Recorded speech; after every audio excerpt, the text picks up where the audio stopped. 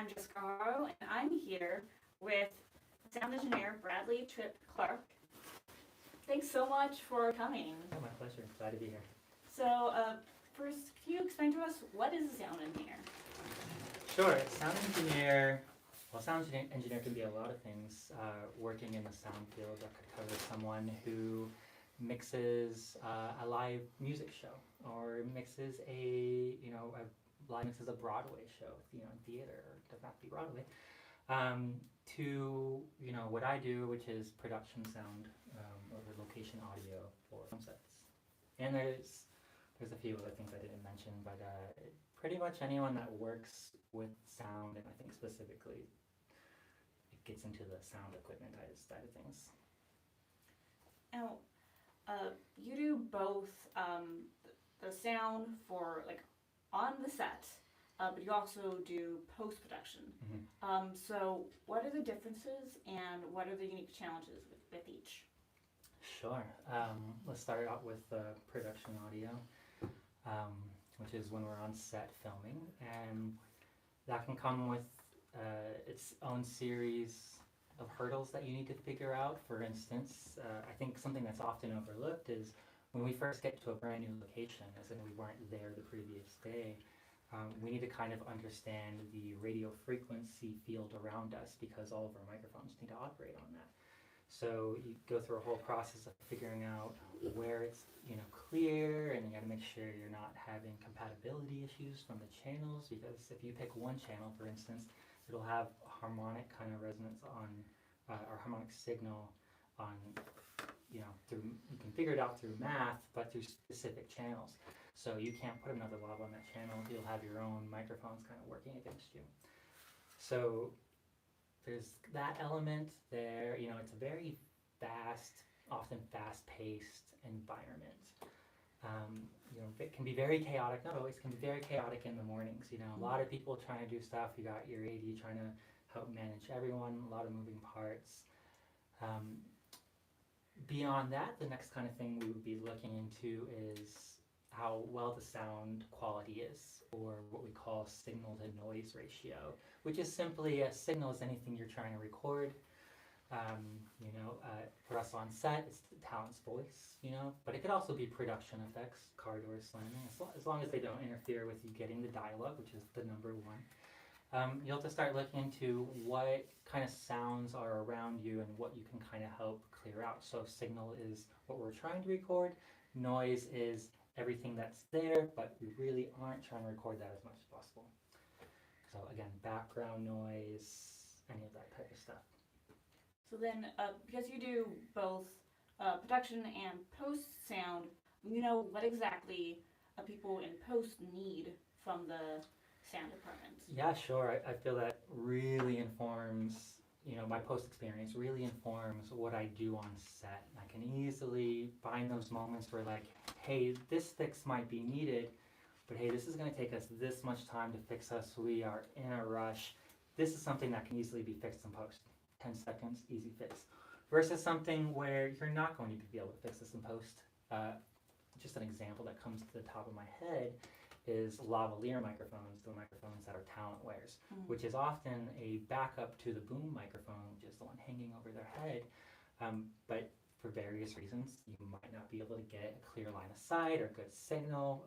It could be shadows and lights, infamously the sun. We have no control over the sun, so you'll start to shoot angles that looks great for camera, but puts the sun in a spot where your prime positions you want to be just are not an option for you, because you're putting a shadow on talent's face, or in the background, obviously, we cannot be seen.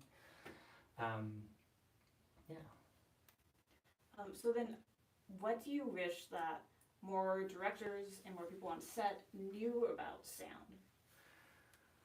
Right. So probably the first thing I mentioned, with us getting there and coordinating frequencies. As you do it more, it'll become quicker and easier.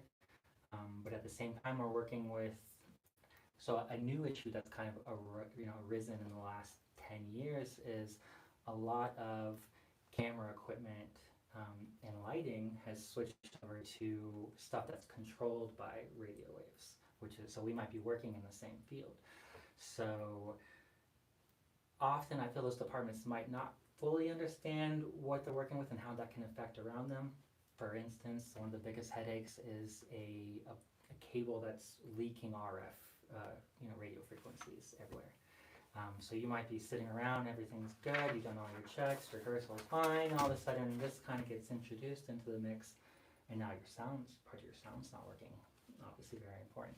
So understanding how to coordinate frequencies, I think, is a big one. And sometimes can take time. Sometimes it's very fast.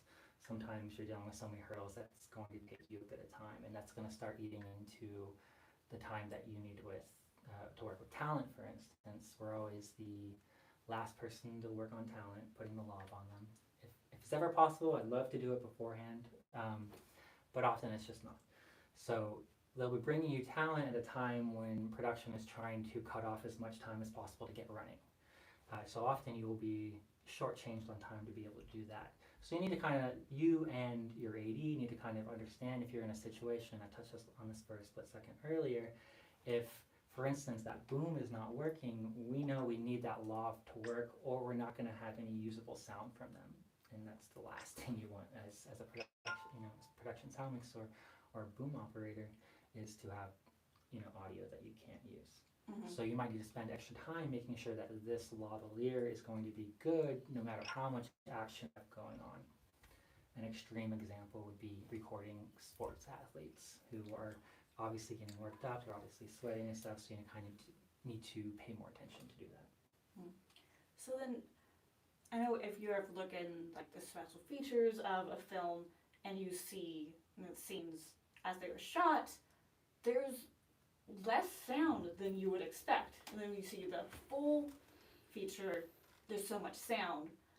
That's a lot of that is post. So how much sound is the post-production's job? Sure. So on set, our main job is to record the talent's voice. I always like to, tell my boom operators I'm working with too, we're always focused on the voice, but if any production sound comes up, and that could be footsteps from your talent, it could be a door opening and closing, a fridge, or anything. If you can get that sound effect without interfering with you getting their dialogue, it's a super good idea to switch over and grab as much of that as you can, because a really good post-production tip is even if you're going to Foley your sound, it will always sound almost 100% better if you can mix a little production track in there. And then nowadays, with how well we can clean up audio and how quickly we can do it, it's very easy to kind of get rid of any unwanted noise and just place that along your track. And that kind of helps the brain fill in kind of any empty gaps. It gives you just small accents that really go far into selling the Foley that you're creating. So it's often pretty much dialogue. Occasionally you can get what we call production effects. Then they get that, and they have to put everything else in. And it's interesting because in the post process, you will, I always start with the dialogue. If I'm doing the whole post process, I start with the dialogue, I go through and I blend it, and I get it to a point where all of a sudden I'm feeling like, okay, everything's smooth. You have room tone that you filled in, so everything is consistent across the board. You don't get these kind of quick changes, albeit often we can mask changes. Often you have to do that anyways. And it feels good. You get to a point where you're like, okay, it looks very indie because there's no anything added to it yet, but it sits in a place where like, okay, I could release this, and if this was like 20, 30 years ago, that would be it, and that would be fine. But now you get to go and you get to start to really create elements that, in a perfect world, can reinforce your storytelling. So sound effects, obviously music is a big one for influencing your audience or conveying emotions to your audience. But I'm working on a Western film right now that I'm doing the post-production on. Luckily I did the production sound on it, and it was probably some of the best audio I've ever recorded, specifically because we shot in all these super remote locations. Not supposed to be any civilization yet. We had one location we shot in someone's backyard in Burbank, and there was a school and noise, and it was the one time with all this noise surrounding us that was just did not match the picture. So then what challenges come when you're filming on set? I mean, versus sure. like on set versus like on location. Oh, okay, so like on a stage versus location situation.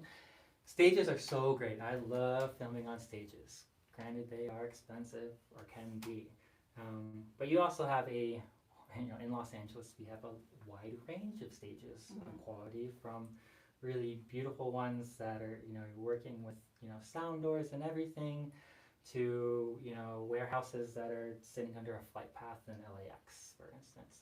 So sometimes it's just, it's perfect. Other times it's almost worse than being like outside on location, because now you're sitting in a room that's reverberating all of this noise. So again, you just go back and you try to get your best signal to noise ratio, understanding that they will be able to clean a lot of that noise up in post-production. We just need to make sure that after they do that, there's enough voice left there that it feels good for the audience. It feels good for the production quality of the show or the movie or whatever you're filming. So when they're cleaning it up, they could like erase some of the dialogue? If it was, yeah, sure. If you had a poor signal to noise ratio. So if we have very loud bits, that stuff's going to be very easy to clean everything behind it, because often when it's making that noise, you're masking that, and since it's so loud, when you go in and dip that stuff between it, you put a little reverb on it later, you have a natural sound that's not constantly like losing things, and you don't have all that background noise. Now, if it's a quieter moment and it's shot in a very loud environment, that stuff is often not usable at all, because it's just so loud. By the time you clean out the noise, you don't have much left. So you're either falling back to ADR, or your fingers crossing, hoping that you put that log together well enough that they can use that log to mix into the sound and capture that dialogue from the log. So again, it's, we have that kind of backup channel. So are there any projects that you've worked on that were particularly challenging?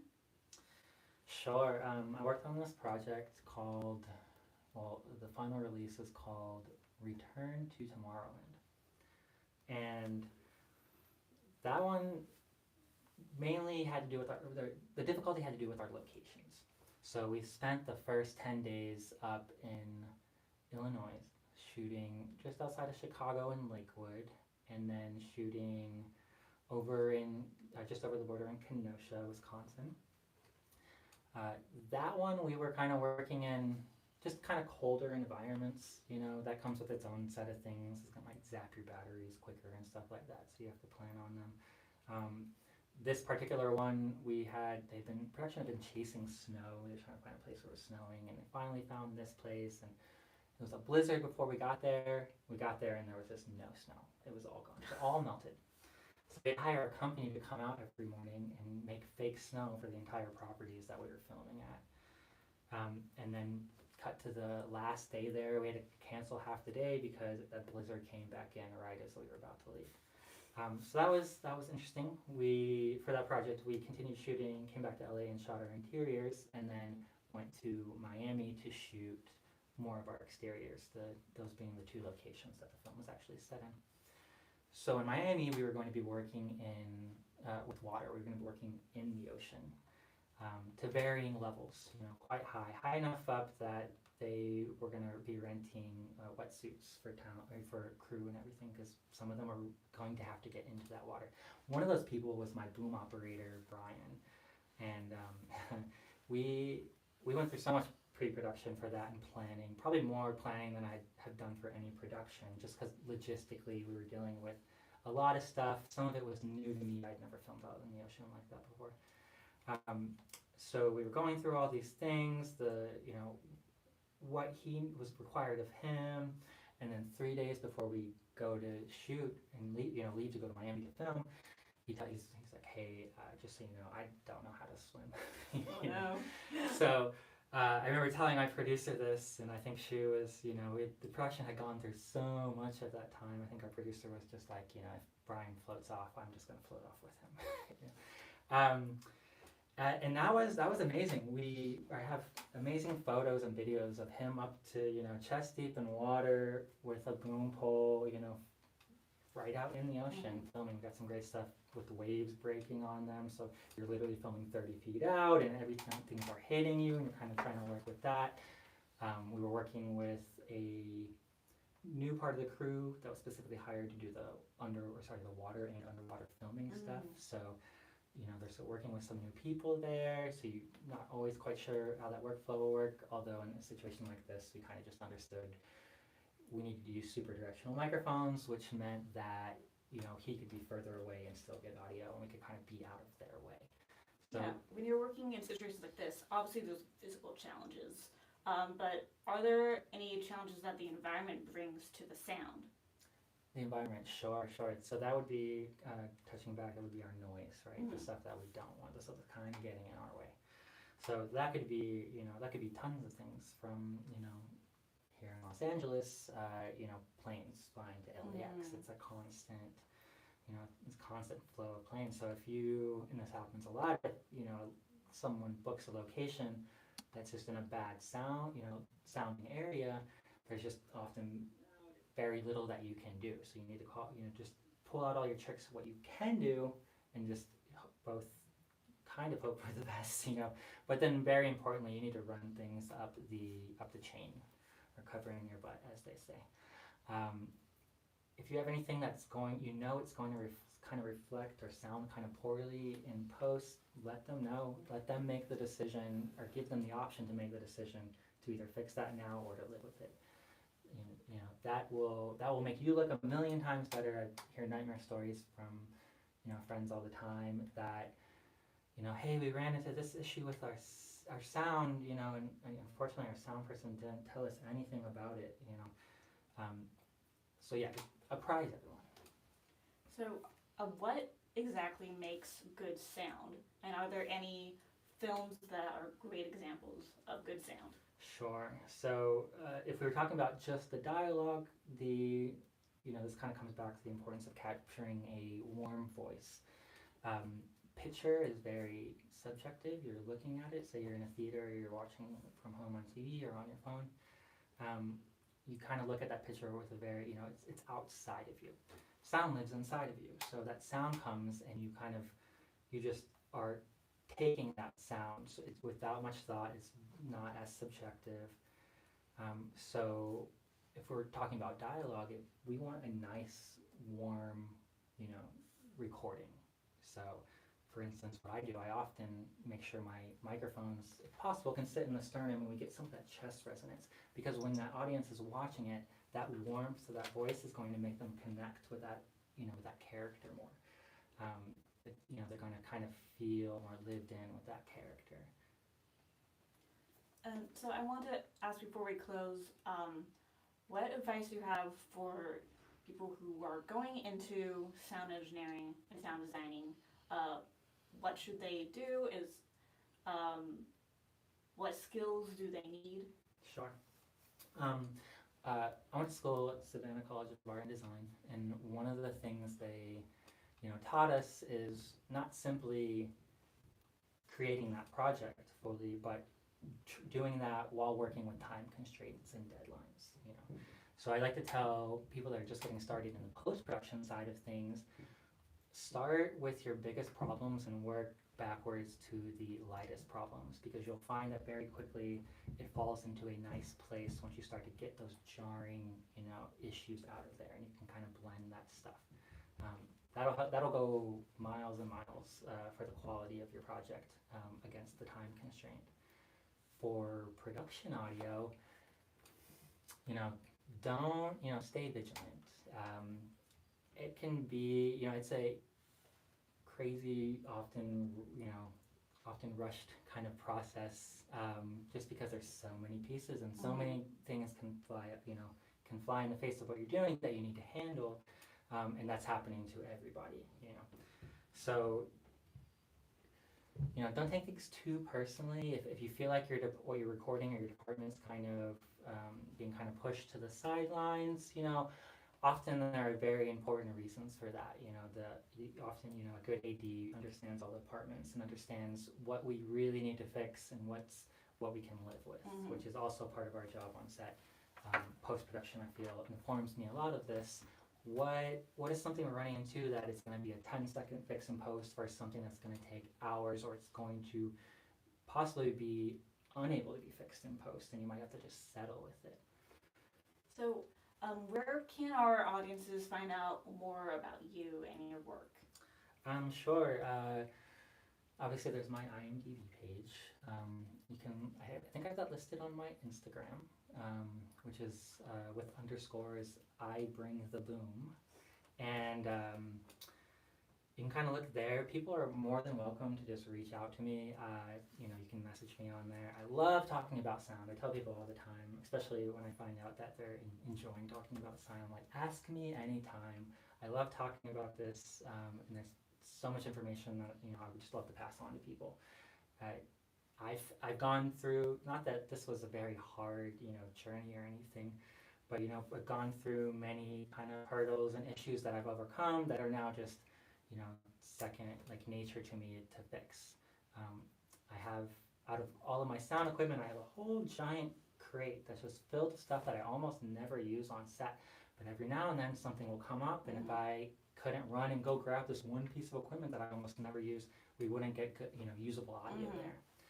So stay vigilant. Don't take things too personally. Always kind of do your best, and the best thing you can always do is communicate. Communicate with your AD. Let them know what's going on when you're having issues, and then more often than not, they're going to work with you to fix those. Well, thank you, viewers, for watching. Thank you for being on our show. My pleasure. And stay tuned. We have more interviews coming up. Bye. Ciao.